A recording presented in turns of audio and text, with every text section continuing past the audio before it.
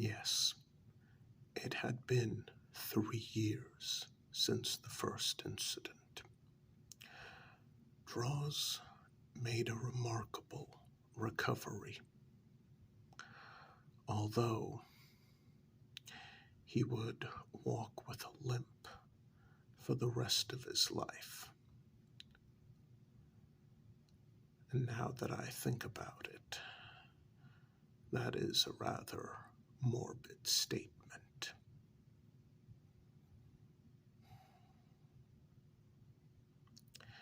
And so, 3 years after the first incident, Draws escaped again.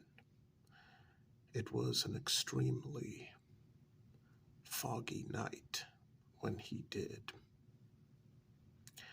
I don't remember who sounded the alert. It may have been one of the prisoners in D Ward, noticing that something did not seem right. Anyway, Director Davis was soon informed, and the staff rushed to his office. Immediately, Bertha came in after all of us were there and informed us that Angela was missing. Draws was also missing. We had a skeleton crew of staff members at that point. Many of the security personnel lived in the nearest town. So, the alarm was raised throughout the asylum.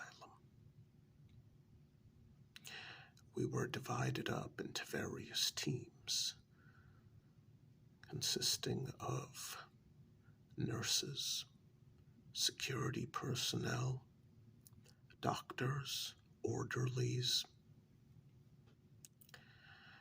The coachman happened to be visiting that early night.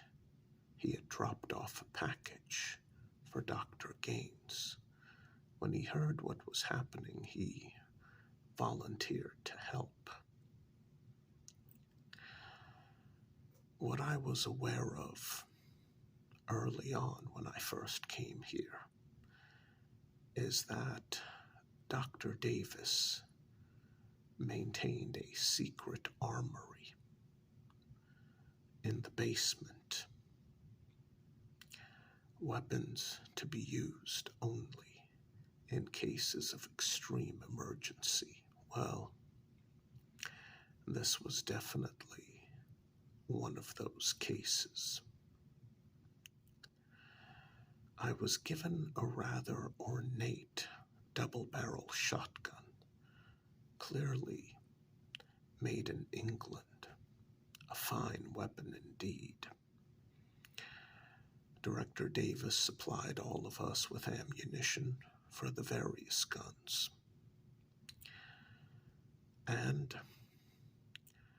the coachman, Dr. Gaines, and myself headed into the woods west of the asylum. The fog was unbelievably thick.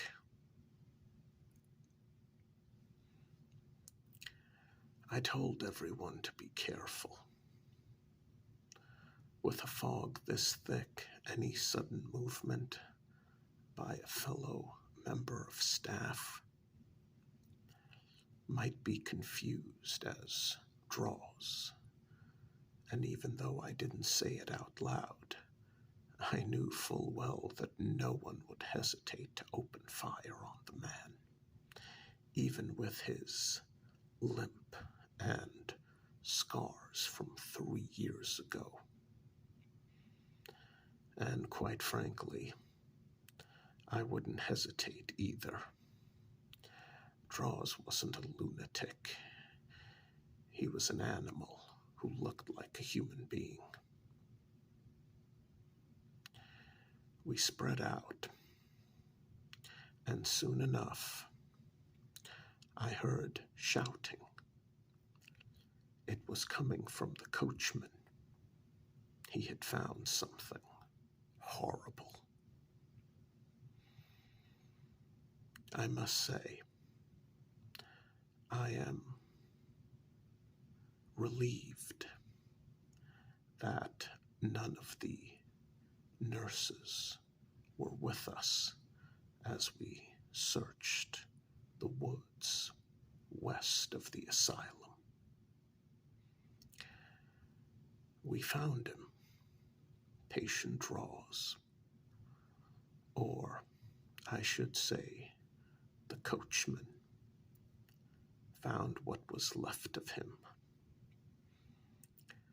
His hair was completely white. The look on his face, pure, raw, unadulterated fear. I would say that it was so powerful that he died of fear, if it wasn't for the fact that it looked as though he was torn to hundreds of pieces by some sort of wild animal. It was Dr. Gaines who pointed out that it looked like very deep, very long claw marks, perhaps from a very large, hungry wolf. It would later on be determined that there were pieces of patient Draws missing, most likely devoured.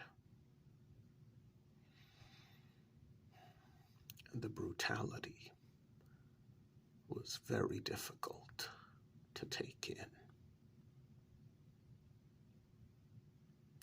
He had died painfully, a horrendous death.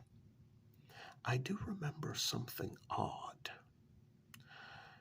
You would think at this point I would be used to odd things happening in this miserable place. The fog, curiously, at least in the woods, lifted, and a moment later, the coachman had found what was left of Draws. It was very odd. The fog had not lifted in any other direction from the asylum. Just on the west side. And the instant it did, Draws's body was found. I didn't particularly feel like doing anything. For some odd reason, I was in an angry mood. I should have been relieved. The three of us very quickly scanned the surrounding woods for traces of Angela, but thankfully, we found nothing. Returning to the asylum, we were met by Bertha, who had a huge smile on her face. The woman rarely smiled, and it was very disturbing. She announced that Angela had been found, and that she was back in her room. I was determined to get to the bottom of this. I handed Director Davis back his ornate double-barrel shotgun and immediately went to her room. I I wasn't sure what I expected to find. I saw her lying on her bed, covered in a blanket, hair still wet, but the rest of her quite dry. For some odd reason, I expected to find something else. I looked at her. I woke her up very gently. She smiled at me, and I saw her teeth. No fangs, no blood. I asked her to please show me her hands. She did. She cooperated. I didn't find any razor-sharp claws. I even checked the bottom of her fingernails. No traces of flesh belonging to draws. I then very gently patted her head. I did not feel any horns. For just a moment, I actually entertained Draws's insane idea that perhaps Angela was more than she appeared to be. She smiled at me and asked me if everything was all right. I said it was. I asked her where she had been. She apologized profusely, but said she did not know. I let her go back to sleep. This was very troubling. And things would get worse. A week later, Director Davis passed away. It was very clear that he had caught pneumonia. And, well, unfortunately, he did not recover. Again, more oddities at this miserable place. The board needed a temporary director to run things. I had assumed that Dr. Gaines or perhaps Dr. Adler would be assigned that task, both of them being very experienced and having spent the longest amount of time at the asylum as doctors. Imagine my surprise when I learned that both of them absolutely refused to take over for Director Davis. I found this very odd. Again. And the other doctors, one by one, each man refused. All of them had been there considerably longer than I. All of them had the luxury to refuse. I, however, did not. You can imagine my shock when the board told me that I would be taking over for Director Davis. My anger nearly boiled over at the news, but again I bit my tongue because I did not wish to throw away my career, and I was certain that with a bit more time I would be able to escape this miserable asylum and resume my work as a doctor in a proper hospital. So I very reluctantly agreed to become the temporary director of this madhouse. I did resent the other doctors for what had taken place, but each of them assured me that they would assist me in every way they could. And once again, my anger nearly boiled over.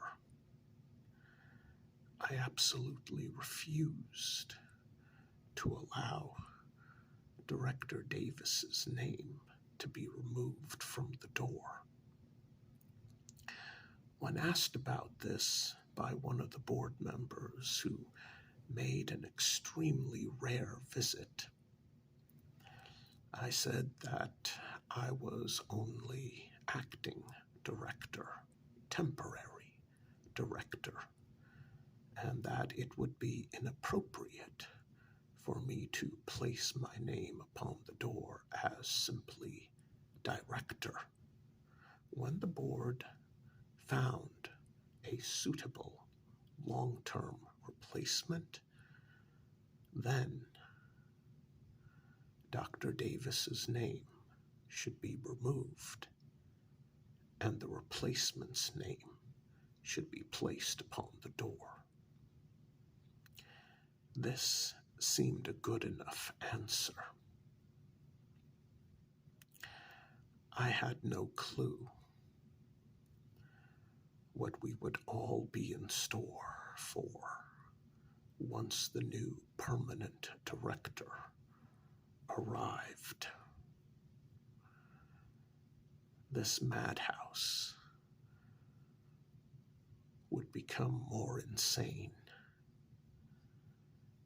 as I was the temporary director for a year, and very little took place. Once that year was over, this place would very nearly explode like a powder keg meeting a lit